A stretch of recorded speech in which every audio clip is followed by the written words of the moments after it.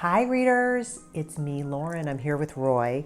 He's a little tired, but I am here because for a couple reasons. First of all, I want to celebrate that today is the day that I survived the shark attacks of 1916 graphic novel came out. A big shout out to Georgia Ball, who did the beautiful adaptation of this graphic novel, and these amazing artists from Argentina who work with House Studio. So I really hope you're going to like that, and maybe you'll be thinking of some of these facts as you read that.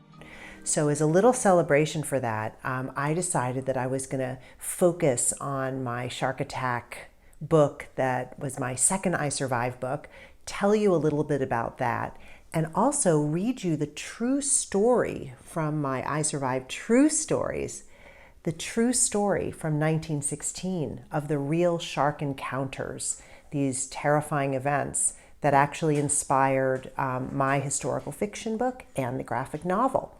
So let me just start by saying that I feel badly about having written so much about shark attacks, because all of my research into sharks has caused me to fall in love with sharks.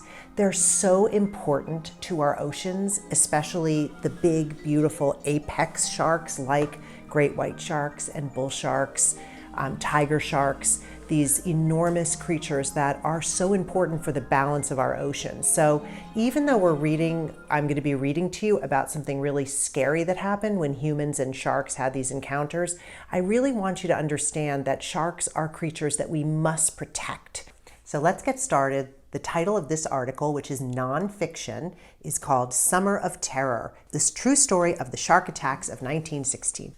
Actually, let me just explain a little bit about the True Stories volumes, because I know it's very confusing. So we have our I Survived books, right? We have 20 historical fiction books. And sometimes I get so excited about things that I discover in my research, especially when I find real kids from history who've been through things, that I want to write about them in separate articles. So many of these articles appear in Storyworks, and some of them are just in my True Stories collection. So there have been 3 collections so far. This is the second, and the shark attack story is one of the articles in that. So just to remind you, the I Survived books are historical fiction. All the events are true, but I make up the characters. And in the True Stories, everything is true. The children are real, and the events are real. So it's really interesting sometimes to compare narrative nonfiction to historical fiction. And then, of course, you'll be able to compare all of these to the graphic novels. So you can learn a lot and just get a lot of different perspectives.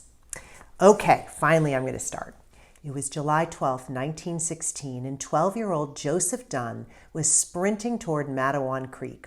Behind him were his 14-year-old brother, Michael, and their buddy, Jerry Holohan. It was a wild race to get into the water, and Joe was determined to win. They reached the dock, and Joe leapt off. Splash! Joe hit the cool water, sinking down, down, down. He let his toes touch the mucky bottom before blasting himself back up with a splash.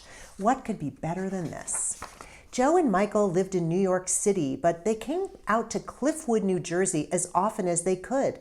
Their aunt lived there, and lucky for Joe and Michael, she was always happy to have them. The tiny town of Cliffwood wasn't as fancy as those towns south on the Jersey Shore where rich people went for the summer. There were no hotels, no white sand beaches with pounding waves. Matawan Creek was a muddy waterway whose banks were lined with brick and tile factories. But to Joe and Michael, Cliffwood was paradise, a happy escape from the misery of summer in New York City. It was blazing up and down the East Coast that summer. No one could remember such brutal heat so early in the summer. The heat wave brought particular suffering to city dwellers, and not just humans. In New York City and Philadelphia, horses were fainting in the street. Dogs yelped in pain as they walked across the stove-hot sidewalks. Even the cockroaches in the Dunn's roasting apartment seemed to drag in the stifling air. By the way, here's a picture of this from the summer of 1916 in New York City, and you can see how hot it was, and kids were cooling off in the fountains. Out in Cliffwood, Joe and Michael could forget about all that. They could play pickup baseball games with Jerry and other local kids. They could buy nickel ice cream cones on Main Street. And best of all, they could always cool off in the creek.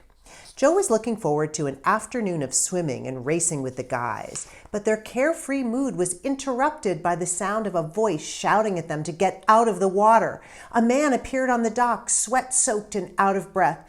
The look on his face sent chills down Joe's spine. He looked terrified, and what he said next nearly stopped Joe's heart. "There's a shark in the creek." A shark in the creek? Before Joe could even get his mind around such a horrifying idea, he was swimming frantically toward shore. He made it to the dock where Michael and Jerry were already out of the water. Michael reached up to help Joe climb up, but before Joe could lift his legs onto the ladder, a dark shape suddenly appeared in the water next to him. Seconds later, Joe felt something grab hold of his leg like a giant pair of scissors. He felt a crunch. The water around him suddenly turned bright red. Joe opened his mouth, but he was too terrified to even scream. Time seemed to slow, and everything around him went dim. Joseph Dunn was about to become a victim of one of the most notorious series of shark attacks in history, the shark attacks of 1916. By the time the terror was over, 3 men and 1 boy would be dead. So I'm going to leave you there on that cliffhanger. And I'm going to read more tomorrow to you. This is not a long story. I think I'll probably do it in 3. But I'll just add, as I said earlier, that even though I'm writing to you about these shark attacks, I don't want you to be afraid of getting attacked by a shark. In fact, scientists don't even like to use the word attack. They use the word encounter, because when humans who are swimming more and more in the ocean go into the habitat where sea creatures live, sometimes we have these encounters. And as I know most of you guys know, because on my school visits, I meet many shark experts, many young kids who know so much about these animals. Sharks don't mean to attack humans. I mean, generally what happens, it seems, is that sharks mistake us for their prey, which are sea mammals like seals and walruses and dolphins. And when we swim, we make the rhythms in the water that sharks perceive as their prey. So there's so much more to learn about sharks. I can't wait to read to you more tomorrow, and we'll be learning as we're going. So see you next time.